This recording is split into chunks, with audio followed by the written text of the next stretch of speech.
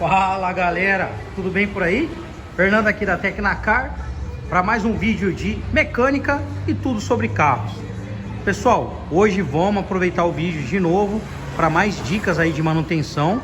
Preparamos um veículo aqui para dar um exemplo bacana de itens que a gente tem que verificar na revisão para a segurança do cliente e também para a própria oficina, né?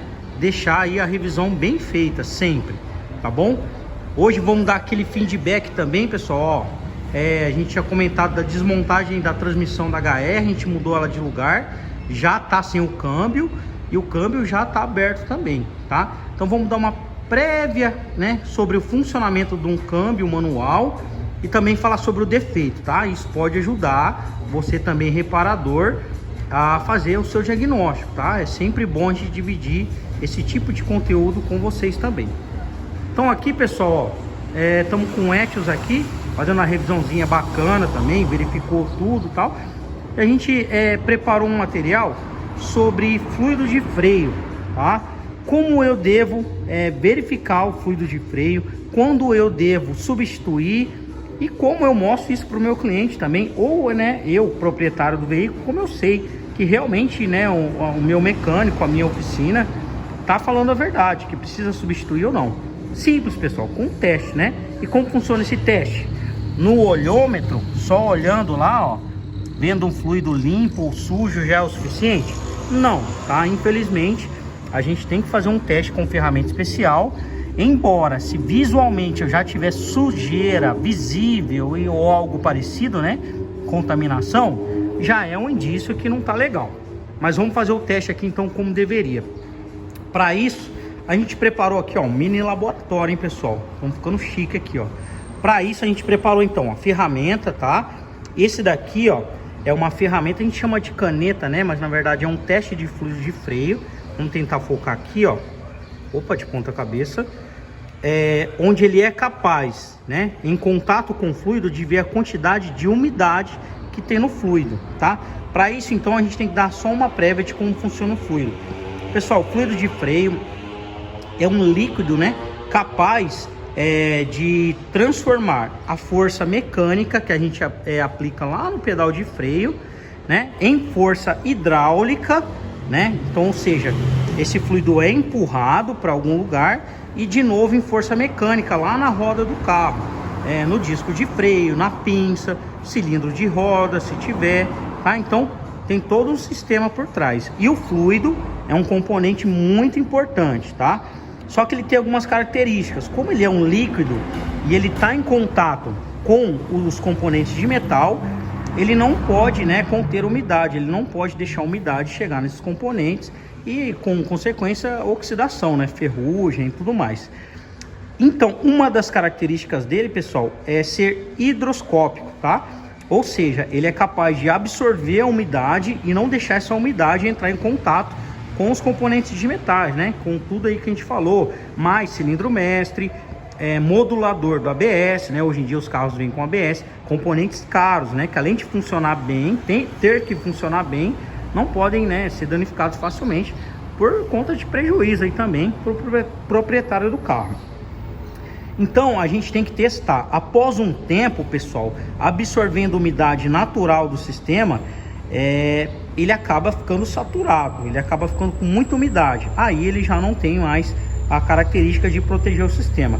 Com isso, a única maneira de eu testar é com uma ferramenta adequada. Como que ela funciona? Ela tem aqui desse lado, ó, dois contatos, tá? De uma maneira bem simples. Ela emite um sinal elétrico de um lado que não deve chegar no outro, tá? Se chegar, é porque eu tenho umidade, né? Eu tenho água com minérios e ele é capaz de chegar, né, de transmitir essa eletricidade de um polo no outro. Então, quando eu ligo ela aqui, ó, ela emite, vamos lá, fazer a leitura, ó, 0%, né, ou seja, não tem umidade, não está conseguindo passar a eletricidade de um lado para o outro. Ele pode estar entre 1 e 2% de umidade, o que seria ok ainda, né, ela desliga depois de um tempo, e de 3 a 4% para mais, já seria assim algo que teria que substituir, tá? Imediatamente. Então nós temos um exemplo primeiro do próprio veículo. Vamos lá fazer o teste, ó. Temos aqui, ó, desligado, ligado. Eu simplesmente aplico lá a ponta dela, ó, e ele acusa, tá? Aqui no caso, ele tá me dando 2% de umidade, tá?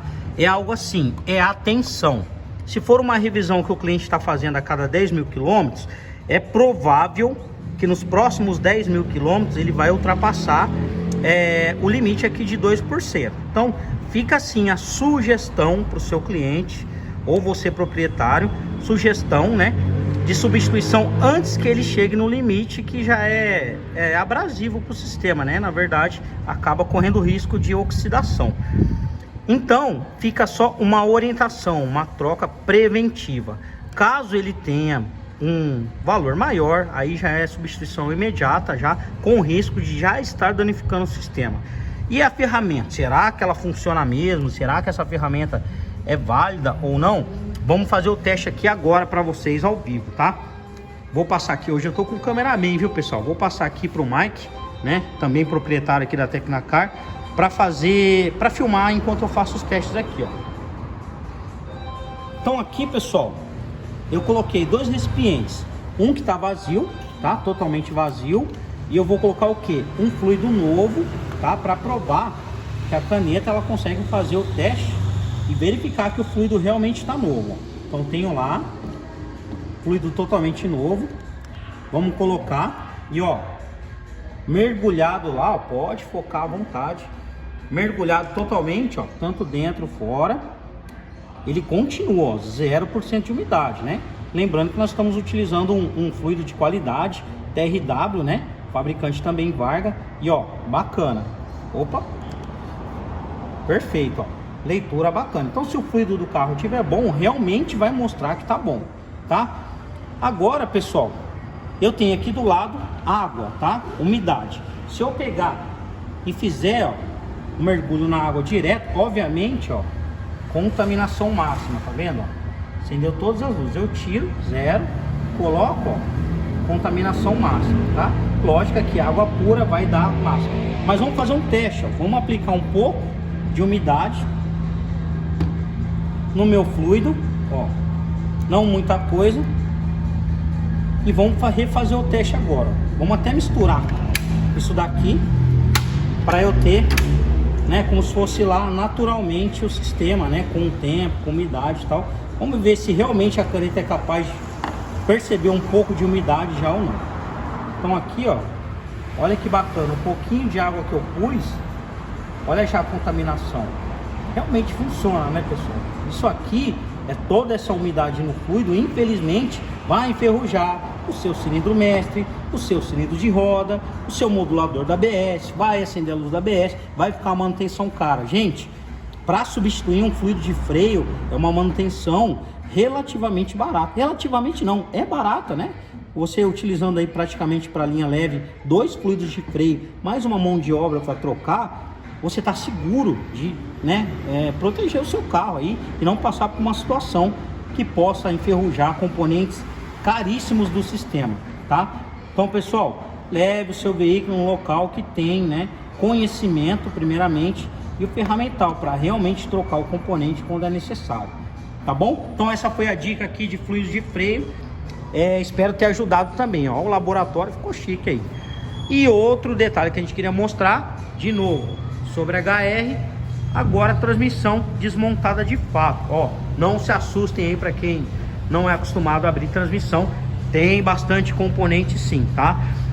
A gente teve, né, que abrir essa transmissão inteira para poder identificar o motivo do problema. Como vocês veem aqui, ó, são muitos componentes, né, numa transmissão manual. E essa é uma transmissão simples, mas mesmo assim, depois de desmontado, eu tenho diversas peças individuais, onde pode dificultar o meu diagnóstico, tá? Qual que era o problema desse carro?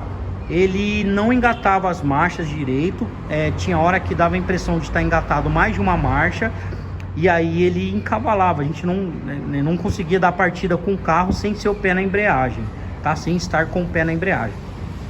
Então desmontamos toda a transmissão aqui, ó, as duas capas, né? Aqui a capa seca da embreagem e a carcaça do câmbio, aqui a carcaça da quinta marcha e ré, que é separado nessa transmissão.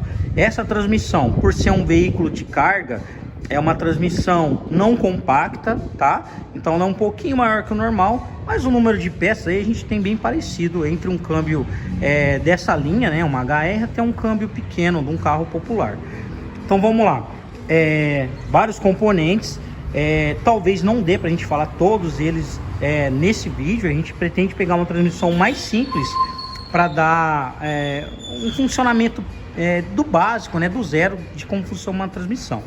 Mas dá sim pra gente explicar. Primeiramente, ó, esse eixo aqui, ó, que é chamado de eixo piloto, nesse caso de transmissão, recebe o movimento do motor, transfere para o eixo secundário, né? Que aí acaba, né? No caso esse aqui é o primário, perdão, acaba recebendo essa força direta aqui no motor e transmite para o eixo secundário. Cadê o nosso eixo secundário? Tá aqui, ó, onde a gente achou um problema aqui, tá? São diversas peças, aqui estão os pacotes de seleção, onde eu tenho primeira, segunda, terceira, quarta, quinta e a marcha ré, tá? Então isso aqui, pessoal, funciona basicamente como uma bicicleta, onde eu tenho o pedal da bicicleta, que é movido pelo ciclista, que é o motor, né, o cara que gera força, e ele transmite lá para a roda da bicicleta através da corrente, não é?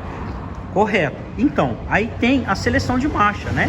Uma bicicleta, obviamente, que tem marcha, eu posso selecionar uma marcha mais leve, uma marcha mais pesada. Então aqui, ó, recebe a força do motor, que é o cara que faz a força lá no veículo, passa, né, ó, pro pedal aqui, e daqui passa para a roda da bicicleta, tá? E aí sim o carro pode, né, sair com uma velocidade de primeira marcha, segunda, terceira, até inverter e sair na ré, tá?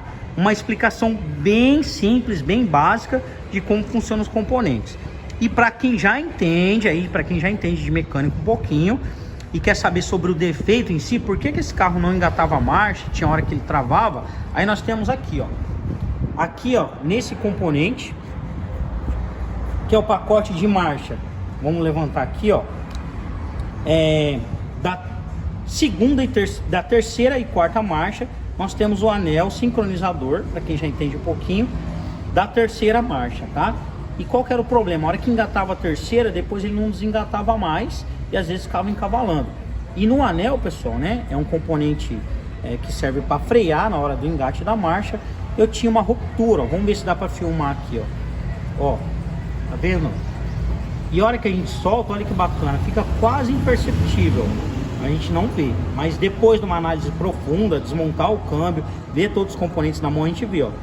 Com isso, pessoal, ele aumentava o tamanho dele, ó, mais do que deveria, entrava mais ainda na luva, né, que é o componente onde ele trabalha junto, e acabava travando a marcha engatada, tá? Então, um reparo relativamente simples, embora tenha toda a mão de obra de desmontar.